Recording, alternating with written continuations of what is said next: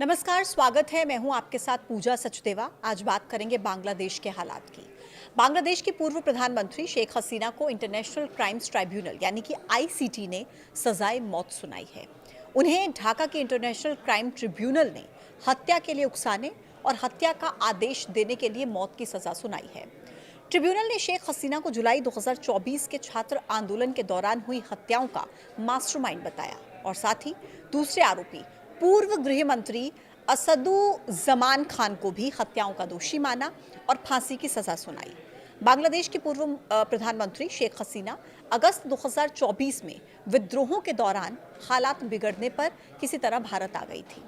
आज उन्हें मौत की सजा मिलने के बाद सवाल ये उठने लगे कि क्या भारत शेख हसीना को बांग्लादेश सरकार को सौंपेगा।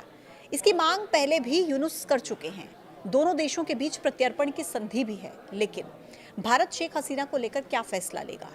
देखिए, बांग्लादेश के विदेश मंत्रालय ने कहा है कि इन दो लोगों को, मतलब शेख हसीना को और असदुज्जमान खान को, किसी भी दूसरे देश की तरफ से शरण देना बहुत गलत और न्याय का अपमान माना जाएगा। अब ऐसे में बांग्लादेश की तरफ से ये मांग की गई है कि शेख हसीना और असदुज्जमान खान कमाल को तुरंत बांग्लादेश अधिकारियों के हवाले कर दिया जाए। दोनों देशों के बीच मौजूद प्रत्यर्पण संधि के मुताबिक भारत से ये मांग की गई है। अब आपको मैं ये बता देती हूँ कि भारत और बांग्लादेश के बीच की प्रत्यर्पण संधि है क्या। देखिए, भारत बांग्लादेश प्रत्यर्पण संधि यानी कि एक्स्ट्राडिशन ट्रीटी दोनों देशों के बीच अपराधियों को एक दूसरे के हवाले करने की कानूनी व्यवस्था है। ये संधि 2013 में लागू हुई थी। इसका उद्देश्य है कि गंभीर अपराध करने वाले आरोपी किसी भी देश में भागकर बच ना सके।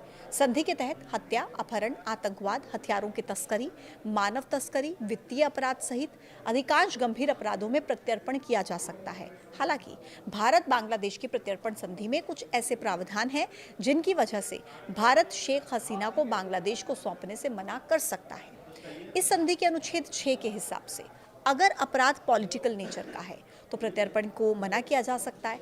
हालांकि शेख हसीना पर हत्या, अपहरण, आतंकवाद के आरोप हैं, लेकिन इस संधि का अनुच्छेद 81A3 उन्हें बचा सकता है और इसके मुताबिक प्रत्यर्पणकर्ता ये साबित अगर कर सके कि आरोप न्यायिक दृष्टि से सद्भावना के तहत यानी कि not made in good faith in the interest of justice अगर नहीं किया गया तो प्रत्यर्पण को मना किया जा सकता है। अब खैर ये देखना होगा कि आगे होता क्या है, लेकिन भारत ने इस मामले पर अपनी पहली आधिकारिक प्रतिक्रिया जारी की है। विदेश मंत्रालय ने कहा है कि वो इस फैसले का संज्ञान ले रहा है। एक करीबी पड़ोसी के रूप में बांग्लादेश के लोगों के हितों के लिए प्रतिबद्ध है। भारत ने बयान में साफ किया कि उसकी प्राथमिकता बांग्लादेश में शांति, लोकतंत्र, समावेशिता और स्थिरता को सुनिश्चित करना है। मंत्रालय ने यह भी कहा कि हम हमेशा बांग्लादेश के लोगों और उनके हितों के साथ खड़े रहे हैं। भारत इस उद्देश्य से जुड़ी हर प्रक्रिया में सभी पक्षों के साथ रचनात्मक संवाद जारी रखेगा। और ये बयान ऐसे समय में आया है जब बांग्लादेश में फैसले के बाद तनाव, विरोध प्रदर्शन और ध्रुवीकरण की स्थिति बन गई है, क्योंकि कुछ जगहों पर तो हसीना समर्थक सड़कों पर उतर आए हैं, जबकि विपक्ष फैसले से खुश नजर आ रहा है।